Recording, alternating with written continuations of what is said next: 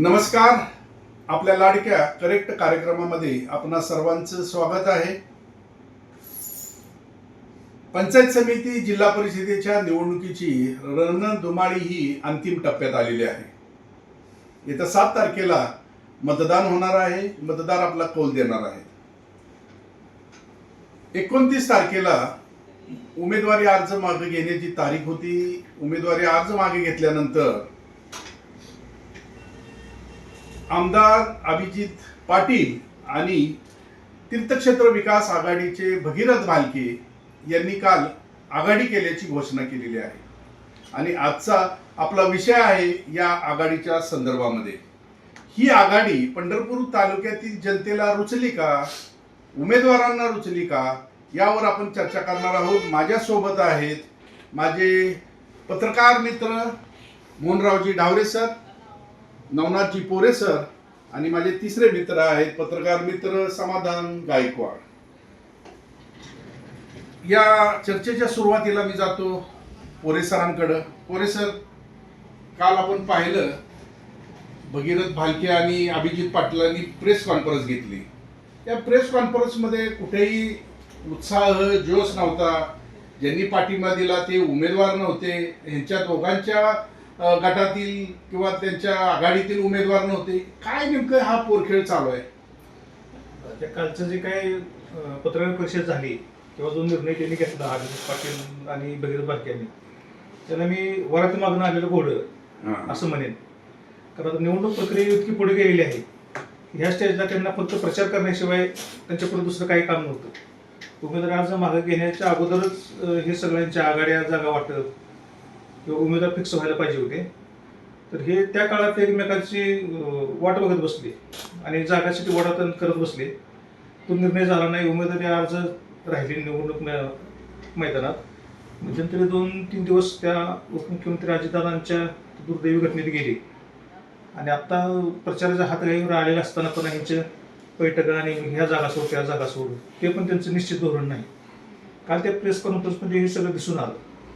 आज त्यांनी फक्त आघाडी केल्याचं सांगितलं, पण नेमकं काय ठरले त्यांच्यात हे ते काल सांगू शकले नाही. त्याच्यामुळे ह्यांनी जरी आघाडी केली असली तर ते सगळं खूप वरात पुढे गेली आणि यांचं घोडं आता पाठीमागणं आले. अगदी तुम्ही तर्कशुद्ध असं विश्लेषण केलेलं आहे की वराती मागून घोडं जे आहे हे पाटील आणि भालकेंचं धावताना दिसतंय. मी जातो मोहनरावांकडे. मोहनरावजी, कालचा विषय जो आहे त्या दोघांनी प्रेस घेतली आणि सांगितले की आम्ही एकत्र होतोय. हे कुणाच्या स्वार्थासाठी आहे? नेमकं कुणाच्या हितासाठी आणि कुणाच्या स्वार्थासाठी आहे? ह्यात काय जनतेचं भलं आहे? मतदारांचं काय नेमकं भलं होणार आहे? जनतेचं भलं म्हणण्यापेक्षा नेत्यांच्या स्वार्थासाठीच कालची आघाडी झाली असं कार्यकर्त्यांमध्ये, सामान्य कार्यकर्त्यांमध्ये चर्चा आहे. जर यांना युतीच करायची असेल तर मला वाटतं नगरपालिकेला ह्याने अनेक प्रयत्नानंतर यांची युती झाली नाही. कशावर अडलं तर हे जागा माझी, ते जागा माझे, हे पद मला, ते पद मला. तसाच प्रकार पंचायत समिती आणि जिल्हा परिषदेच्या निवडणुकीत स्पष्ट घडला. सभापती पंचायत समितीचं कोण, झेडपीच्या जागा माझ्या कोणच्या, तुमच्या कुठल्या, याच्यावर यांच्या युतीचं घोडं अडलं होतं. शेवटच्या टप्प्यात वाकरीच्या जागेवरून तालुका भरून वाद चालू होता की ती जागा माग बालकेने घ्यायची का अभिजित पाटलांनी घ्यायची. शेवटपर्यंत त्याच्यावर एकमत झालं नाही आणि ते युती फिसकटली. आणि युती फिसकटली तर काल त्याच जागेवरून यांनी युती केली. संग्राम गायकवाड सारखा ग्राउंड लेवलला काम करणारा माणूस मागच्या 2 वर्षापासून तो निवडणुकीची तयारी करत होता. गावोगावी फिरायचं, प्रत्येक लोकांना एकत्र करायचं, सोशल मीडियावर कार्यक्रम घ्यायचं, अनेक छोटे मोठे कार्यक्रम घेऊन त्यांनी प्रत्येक गावात आपला स्वतंत्र गट तयार केला आणि भगीरथ भालके गटाकडून लढायचं म्हणून त्यांचा विचार गावागावात पोहोचवले. फार तर मला वाटतं वाकरी गटात पटवर्धन, कुरवली परिसरातील काय माढा मतदारसंघातली काही समाविष्ट गाव आहे, तिकडे सुद्धा भालकेंचा संपर्क कमी असताना त्यांनी तिकडं त्यांचं पाठबळ लोकांना एकत्र करून वाढवायचं काम केलं. आणि मला वाटतं काल भगीरथ भालकेंनी त्या संग्राम गायकवाड सारख्या काम करणाऱ्या माणसाला वाऱ्यावर सोडून दिलं. शेवटच्या टप्प्यात त्यांनी कोणाच्या बळावर, ह्यांच्या बळावरच त्यांनी निवडणूक चालू केली ना. बरोबर. त्यांनी तिथं केलं आणि त्याचा तालुकाभर त्यांनी चर्चा झाली. परत माढा मतदारसंघातल्या काही जागांसाठी आमदार अभिजित पाटील गट आग्रही होता. तो त्यांचा अधिकार होता, ठीक आहे. पण मला वाटतं वाकरीच्या जागेवरून जे ह्यांचं काही रसिक हे चालू होते की मतदाराला काय आवडले असं मला वाटत नाही. आणि ह्यांची जरी आघाडी झालेली असली तर ह्याचा फायदा होईल का तोटा होईल ह्याच्या म्हणण्यापेक्षा आता कार्यकर्ते थोडे वेगळ्या भूमिकेत दिसते. बरोबर. त्याचा परिणाम निवडणुकीत दिसते. बरोबर. नाही, आता हे दोन्ही म्हणजे 2 विधानसभा निवडणुका भगीरथ बालकेंनी लढवलेल्या आहेत. अभिजित आबा हे विद्यमान आमदार आहेत. हे 2 एवढे ज्येष्ठ राजकारणातले मुरलेले हे जे 2 तरुण आहेत या तरुणांकडून निवडणुकीच्या अगदी अंतिम टप्प्यामध्ये आघाडी करणं आणि ते देखील आता अभिजित आबा हे राष्ट्रवादीमध्ये आहे म्हणजे पवार साहेबांच्या पक्षामध्ये आहेत आणि भगीरथ बालकेंना तर पक्ष नाही आहे, ते तीर्थक्षेत्र विकास आघाडीकडून लढतायत. ह्यामध्ये एक असा एक ट्विस्ट आहे की राष्ट्रवादीचे जे जिल्हाध्यक्ष आहेत वसंतनाना देशमुख ते यांच्यापासून दूर आहेत. ते काल कुठं पत्रकार परिषदेमध्ये दिसले नाही. काय नेमकी त्यांची काय भूमिका? काय हे जे राजकारणातली ही जी नवी पिढी आहे यांचं खरंच हसू येतं यांच्या राजकीय भूमिकांचं. हे कधी भाजपसोबत आहेत, कधी राष्ट्रवादीसोबत आहेत, कधी अजित पवार गटासोबत आहेत, कधी काँग्रेससोबत आहेत, तर कधी ह्यांची स्थानिक आघाडी असते आणि तर हे प्रत्येक इलेक्शनला यांची भूमिका बदलते. दुसऱ्या बाजूला परिचारक अनेक वर्ष काँग्रेसशी राहिले, नंतर राष्ट्रवादीसोबत राहिले, वर्षानुवर्षे त्यांनी निवडणुका लढवल्या, भूमिका बदलली नाही. आणि हे भगीरथ बालके असू देत किंवा अभिजित पाटील असू देत किंवा कल्याणराव काळे असू देत, त्यांच्या भूमिका प्रत्येक निवडणुकीला वेगळ्या असतात. त्या निवडणुकीत पण हे पुन्हा अंतर्गत त्यांच्या कडे वेगळ्याच. हा अनुभव खूप वाईट आहे खरं. आणि याच्यात कार्यकर्त्याचं एवढं नुकसान झालेलं आहे की कार्यकर्ते कोणासाठी करायचं, कशासाठी करायचं, आज ह्या विचारात आहेत. वसंतनाना देशमुख सारखे ज्येष्ठ नेते ज्यांनी नगरपालिका निवडणुकीत त्यांचा मेळ घालायचा प्रयत्न केला, भगीरथ बालकेंसाठी काही प्रमाणात शहरात त्यांनी पाठीमागून त्यांच्या पद्धतीनं मदत केली, त्यांच्यासाठी जागा सुटली राष्ट्रवादी काँग्रेसच्या वतीनं. आणि आज अभिजित पाटलांनी त्यांना तो वाऱ्यावर सोडून दिलं जिल्हाध्यक्षांना आपल्या, आणि त्यांच्या सोयीसाठी भगीरथ बालकेंसोबत हातमिळवणी केली. म्हणजे काय पक्षीय धोरण किंवा पक्षीय शिस्त हा काय प्रकार आहे का नाही? म्हणजे पक्षनिष्ठा त्यांच्याकडून खूप दीर्घकाळाची राजकारणाची अपेक्षा आहे. बरोबर. तेच जर असं रोज उड्या मारत असतील तर तालुक्यातल्या भविष्यात लोकांनी यांच्यावर विश्वास कसा ठेवावा? अगदी अगदी खूप कटू सत्य आहे. आपण जे मांडलं ते वाईट आहे. अतिशय कटू सत्य आहे, परंतु ही लोकांच्या मनातली भावना आहे. आज जी आपण चर्चा करतोय ती सगळ्या जनमत काय आहे, लोकांचं मत काय, उमेदवारांचं काय मत आहे हे आपण सगळं तपासतोय. माझ्यासोबत माझे पत्रकार मित्र आणि वकील देखील आहेत समाधानजी.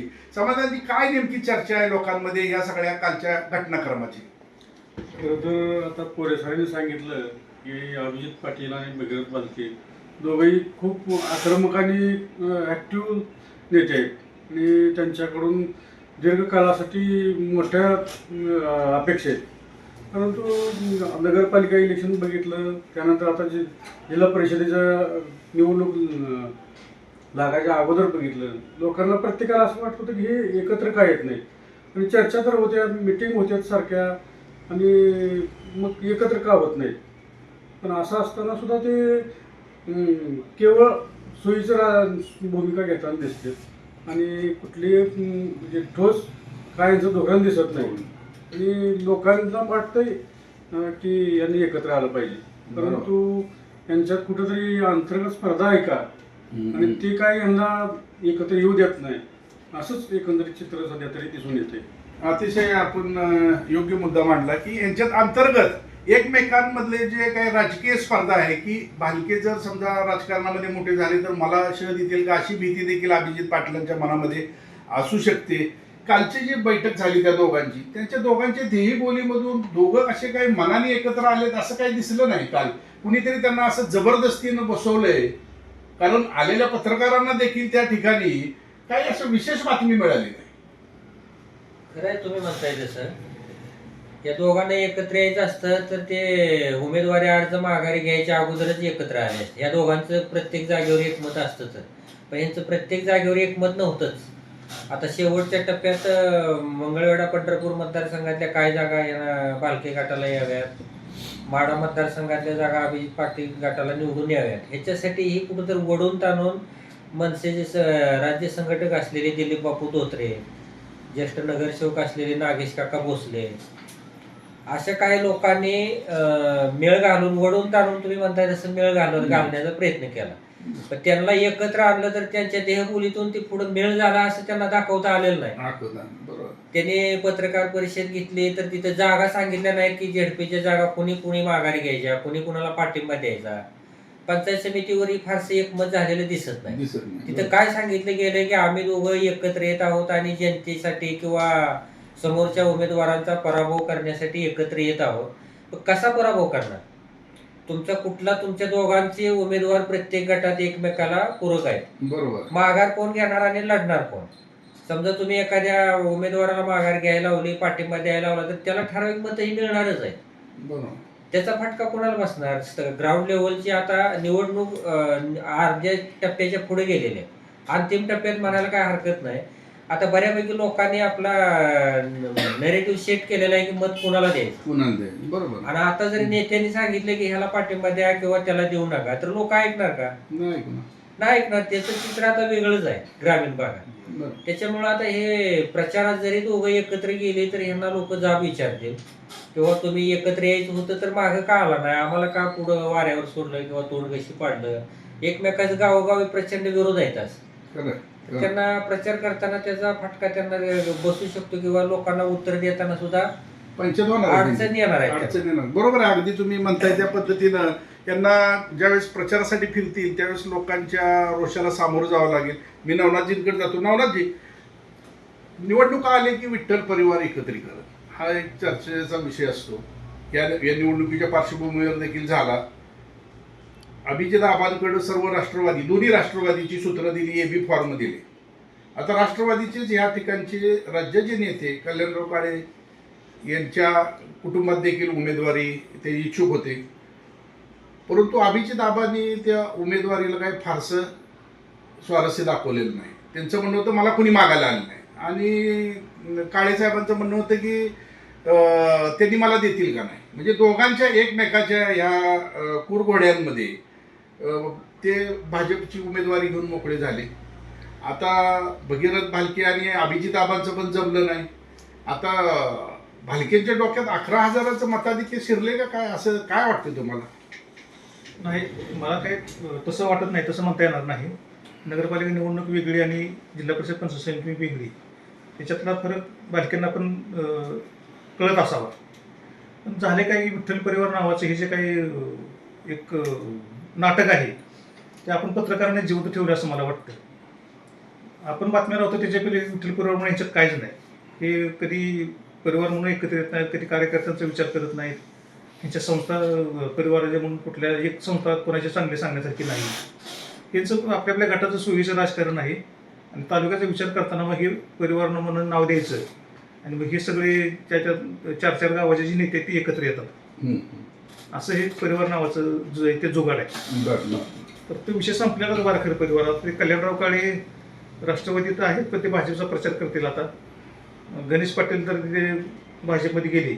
अभिजित पाटील राष्ट्रवादीत असले तरी ते कधी भाजपच्या सोयीची भूमिका घेतात. ते त्यांचं वेगळ्या पद्धतीने चाललेलं आहे. तर हे सगळं लोकांना पण आता हे उभं आलं. ह्यांच्या म्हणजे अगदी एवढं तरुण आहे त्यांच्याकडनं खूप चांगल्या राजकारणाची अपेक्षा होती. राजकीय चांगली परंपरा आहे तालुक्याला. चांगला मागच्या नेत्यांनी वस्तुपाठ घालून दिलेला होता. बरोबर. त्या मार्गावर ह्यांनी पुढं जायला पाहिजे होतं. पण ह्यांच्यात एवढी प्रचंड स्पर्धा आहे एकमेकाविषयी. प्रत्येकाला पुढं जायचं आहे, दुसऱ्याला दाबायचं आहे, अशी स्पर्धा ह्याच्याबद्दल तालुक्यात नव्हती. आणि त्याचा परिणाम आहे की यांचा एकमेकावर विश्वास नाही. यांना कोणाशी देणे घेणं नाही. फक्त आपण कसं पुढं जाऊ या भूमिकेत हे सगळं चाललंय. विचार, तत्व, निष्ठा, कार्यकर्ता ह्या गौण आहे यांच्या पुढे. हे सगळं एकूण हे सगळं ह्या गडामध्ये बघता चित्र असते. नगरपालिकेला पण हेच झालं. आता झेडपी पंचायत समितीला पण हेच होतं. अतिशय आपण अभ्यासपूर्ण जे विश्लेषण आहे ते ह्या सगळ्या भालके आणि पाटलांची आघाडी यावरती केलेलं आहे. आणि खरोखरच निवडणुकीच्या अंतिम टप्प्यात म्हणजे लोकांचा मुनरावजी जसं सांगितलं की मतदान कुणाला करायचं याची लोकांनी मनाशी गाठ बांधल्यानंतर ह्यांनी जे केलेलं आहे ते असे हास्यास्पद आणि मगाशी म्हटल्याप्रमाणे पोरखेडच आहे असं म्हटलं तर वावगं ठरणार नाही. इथेच थांबूया. आमचा हा आपला कार्यक्रम कसा वाटला हे लाईक करून कमेंट करून आम्हाला कळवा. धन्यवाद.